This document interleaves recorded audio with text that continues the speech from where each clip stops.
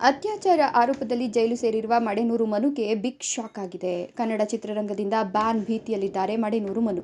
ಶಿವಣ್ಣ, ದರ್ಶನ್, ಧ್ರುವ ಸರ್ಜಾ ಅವರ ಬಗ್ಗೆ ಮಡೆನೂರು ಅವಹೇಳನ ಮಾಡಿದ್ದಾರೆ ಎನ್ನಲಾದ ಆಡಿಯೋ ವೈರಲ್ ಆಗಿತ್ತು.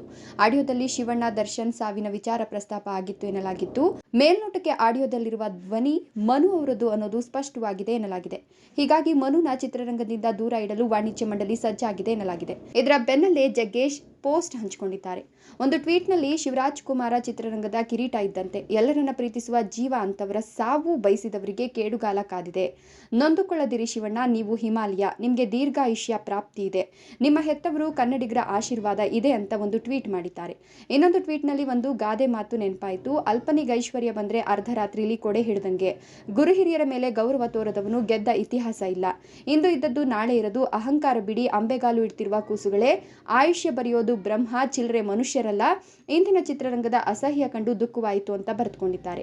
ವೈರಲ್ ಆಗಿರುವ ಆಡಿಯೋದಲ್ಲಿ ಮನು ಏನ್ ಹೇಳಿದ್ದಾರೆ ಅಂದ್ರೆ, ಶಿವರಾಜ್‌ಕುಮಾರ್ ಇನ್ನೊಂದು 6 ವರ್ಷ ಸತ್ತು ಹೋಗ್ತಾರೆ. ಧ್ರುವ ಸರ್ಜಾ ಇನ್ನೊಂದು 8 ವರ್ಷ, ಇನ್ನೊಂದು 6 ವರ್ಷ ದರ್ಶನ್ ಕ್ರೇಜ್ ಇರುತ್ತೆ.